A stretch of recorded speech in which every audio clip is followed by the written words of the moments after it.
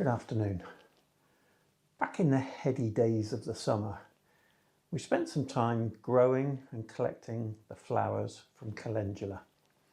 And the idea was that we were going to make some balms and various products from those petals. And this video is predominantly about just that. I also like to say congratulations to the winners of the book competition. And that's Carl and Christine. So really well done to both of you. And thank you everybody who participated in the competition. And I'll be posting those off very shortly to their new owners. And I hope you have great fun reading them and you learn lots that you can put into practice on your plots and gardens. And Carl's got his very own YouTube channel. So you may want to look him up. I'll put a link in below. So onward with the Calendula Balm, and this is the various elements that we're going to use to make the balm.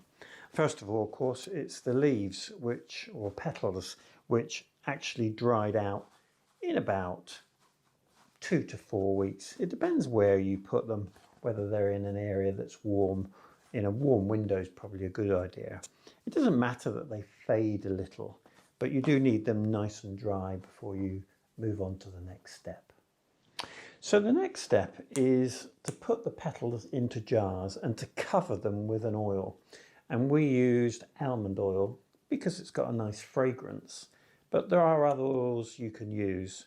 A quick search on the internet will give you some of the variations.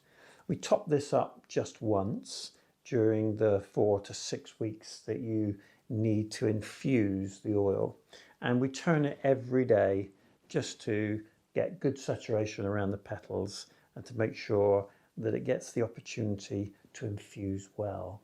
Now, when you're making a balm, you need some beeswax, and we bought these packs of yellow beeswax pellets, which we're going to have to melt, and we're going to melt them in a Pyrex dish, and that's going to sit in water so that nothing mixes with the pellets. It's important that you get some sort of fragrance into the balm, and in this case we're going to use essential oils, lavender essential oil in this case, and you can use other oils to add different scents.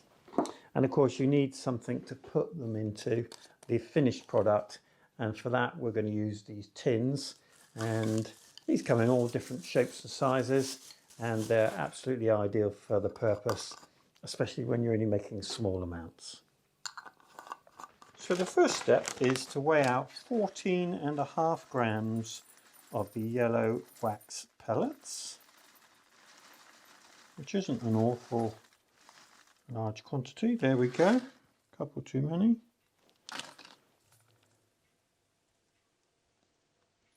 Spot on.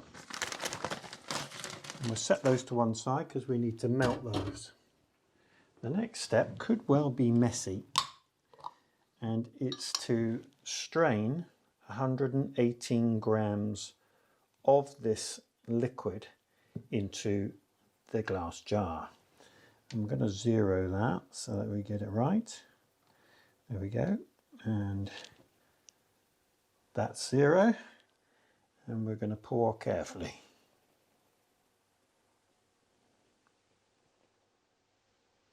$118.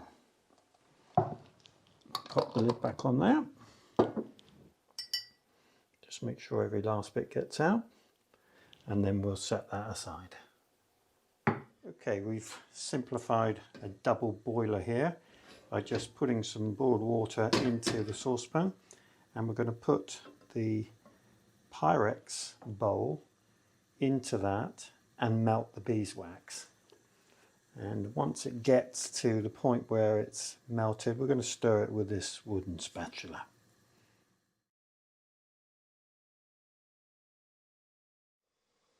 Okay, that's melted now. We're going to turn the heat off.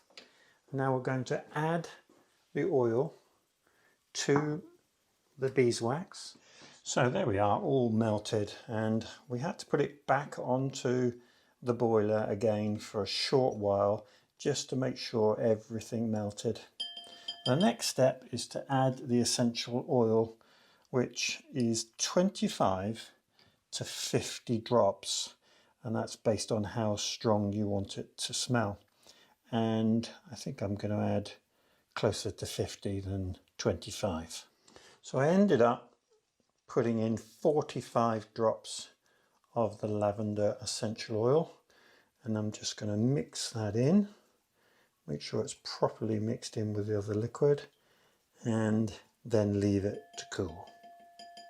Okay, so the liquid is still not set, which is what we want, but it's able to be handheld, and I'm going to pour it back into the jug just for ease of pouring it into these small tins. So here we go.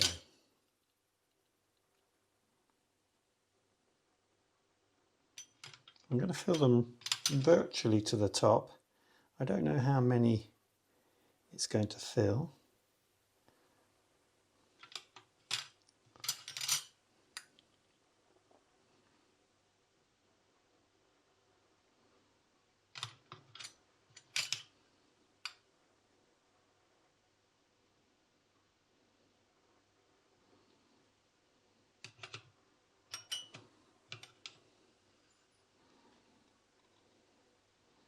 So that's 4, and there's quite a lot left in the jug, so I might just melt that and pour it in the last one.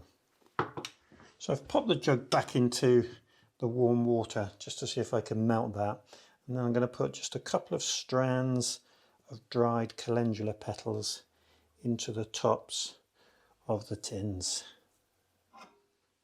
So I finished melting that in the water. I think I probably left it a little bit too long to get cool. I'm going to add that into that last one, and that's filled up a 5th tin. There's just a tiny amount left, which I'm going to put into the last tin as a test. So there we go, and I'll add a couple more of the petals. So that's the Calendula Balm finished now, just needs to cool, and whilst that's cooling we've got enough oil to do another batch, and that's what we're going to do. So on to the next calendula product, which is a body butter or body cream. We're going to put that into a jar, and for this we're going to use beeswax again, calendula oil that we have used previously. We're going to put some liquid vitamin E in, which is an antioxidant. It's not a preservative, but it helps preserve this product because this has to stay in the fridge. It's something that has to be kept cool. And we're going to give it fragrance using some rose essential oil. And just so you can see this important element, which is shea butter, it's rather unusual to look at. It comes in a bucket, but we're going to use a small quantity of that to make this body butter. So the first step in making the body butter is 14.5 grams of the yellow wax pellets and 1/3 cup, as this is an American recipe, of the shea butter. And we get it all into the same container, and then that's going to go into the double boiler to melt.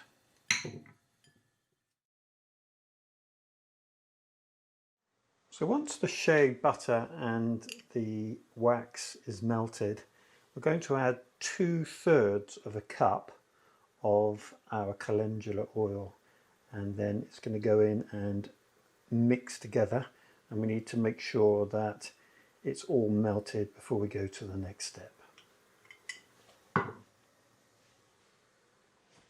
So the melted liquid now comes out off of the warm water or boiling water, and it rests now for 10 minutes, and then after 10 minutes it goes into the fridge for approximately an hour, or at least until there's no more liquid center in the mixture, and then we'll move on to the next step. So you might be thinking, what on earth is he doing with a blender? And I've got to confess, this has not been done before, not in this household. But we're going to blend this material once we've added the vitamin E and the essential oil. So the vitamin E goes in first, and it's half a teaspoon, and this is a half a teaspoon measure.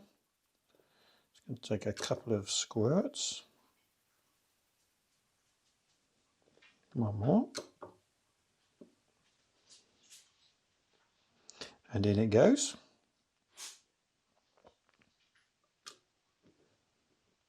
And then I'm going to add 45 drops, in this instance, of Palma Rosa. Oops. 1, 2, 3, 4, 45. Very scientific, as you could see.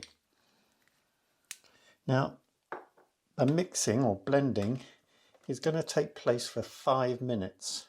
And as it gets stuck around the side, I'm going to get it back into the middle with a spatula. So I'm going to start that and then put it on a time lapse.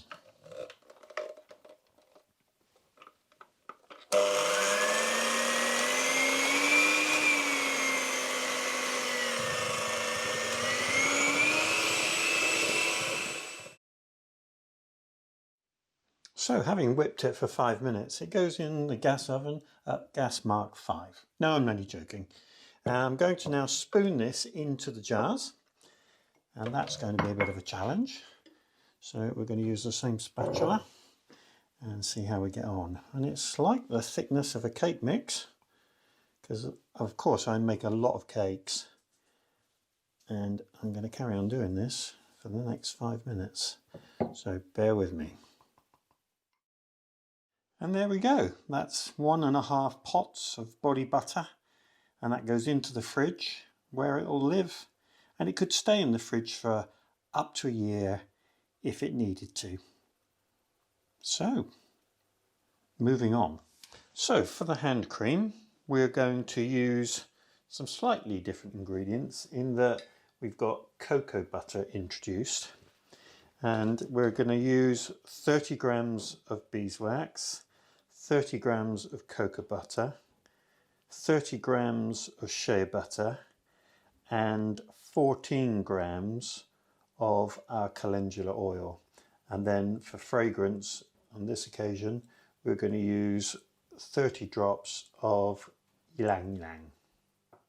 So the next step is to mix our cocoa butter into the bowl, our shea butter into the bowl, and our calendula oil into the bowl.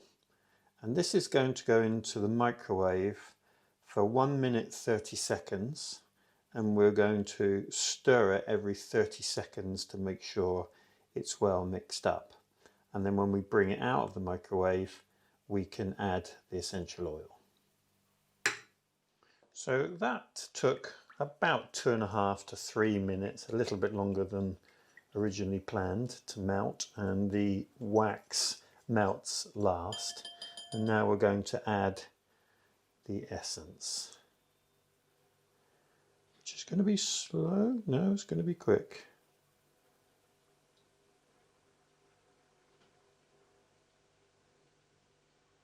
There we go. So this is now going to go into the fridge until it cools, and we're going to whip this, but this time with a spoon, and I'll show you what it looks like when it comes out of the fridge. So a slight change of plan. I think I'm going to use the blender for this rather than a spoon, and in just a very short while, probably 10-15 minutes, the hand cream sets, and now we're going to mix it all up and blend it.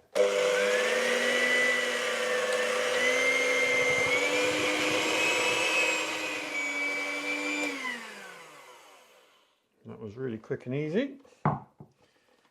And I'll take this out of the way. So we're going to use a spatula to get this into the pots. And I think it's going to fill probably just 2 pots. One.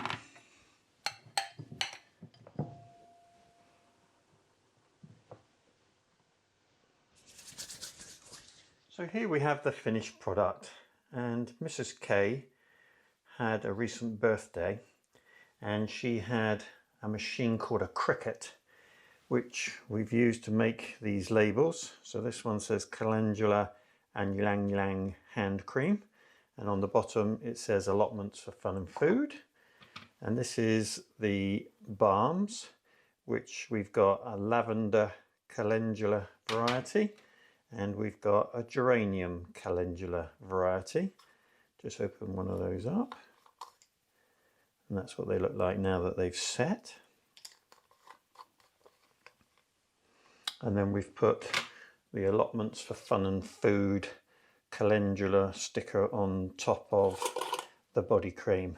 And the body cream, after having gone 24 hours, has now set to quite an interesting sort of consistency, which is really nice, and it melts on your skin as you use it. So a successful calendula season, resulting in quite a few different products. I hope you enjoyed it.